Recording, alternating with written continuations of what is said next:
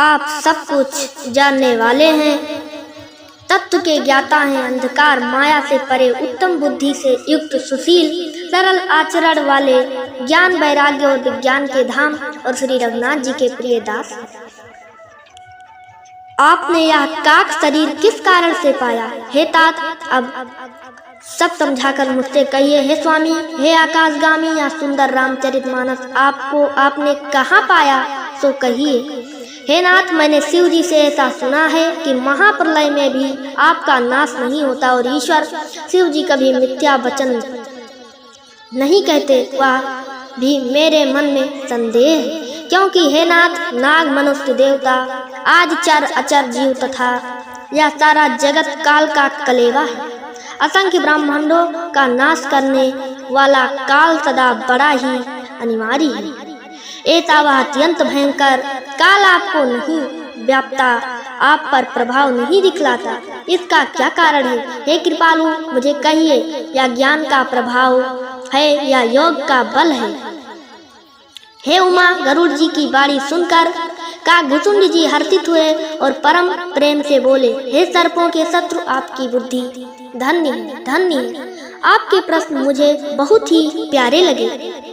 आपके प्रेम युक्त सुंदर प्रश्न सुनकर मुझे अपने बहुत जन्मों की याद आ गई। मैं अपनी सब कथा विस्तार से कहता हूँ।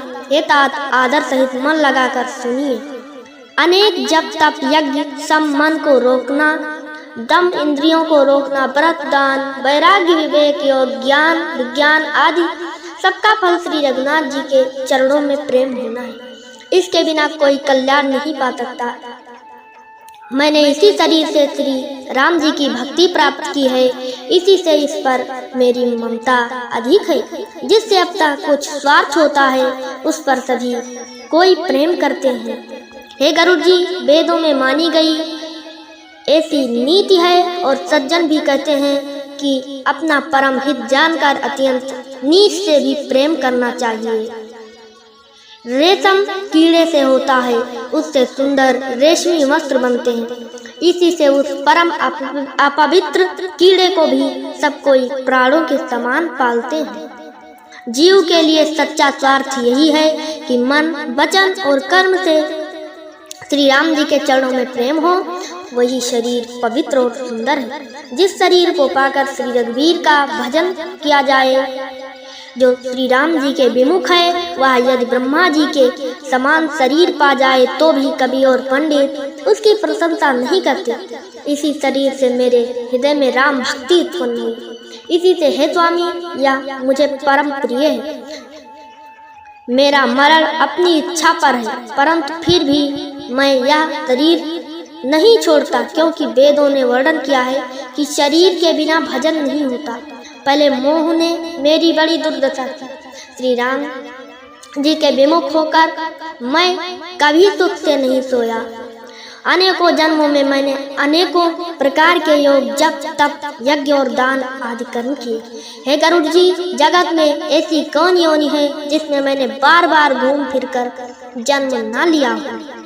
हे गुसाई, मैंने सब कर्म करके देख लिए। अब इस जन्म की तरह मैं कभी सुखी नहीं हुआ। हे नाथ, मुझे बहुत से जन्मों की याद है, क्योंकि श्री शिव जी की कृपा से मेरी बुद्धि को मोह ने नहीं घेरा।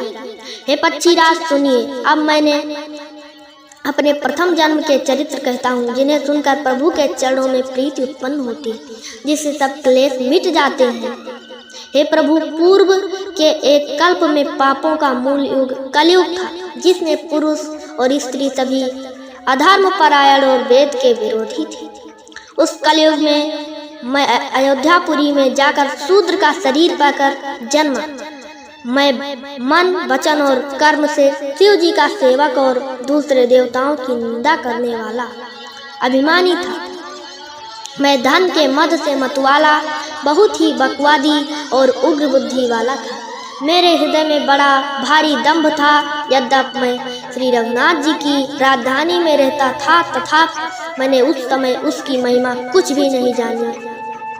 अब मैंने अवध का प्रभाव जाना। वेद शास्त्र और पुराणों ने ऐसा गाया है कि किसी भी जन्मों में कोई भी अयोध्या बस जाता है वह अवश्य श्री राम जी के परायण हो जाएगा। अवध प्रभाव जान तब प्राणी, जब उर बसई राम धनु पानी। तो कलिकाल कठिन उर्गारी, पाप परायण सब नर नारी। अवध का प्रभाव जीव तभी जानता है जब हाथ में धनुष धारण करने वाले श्री राम जी उसके हृदय में निवास करते हैं। हे गरुड़ जी, वह कलिकाल बड़ा कठिन था, उसमें सभी नर नारी पाप परायण पापों में लिप्त थे।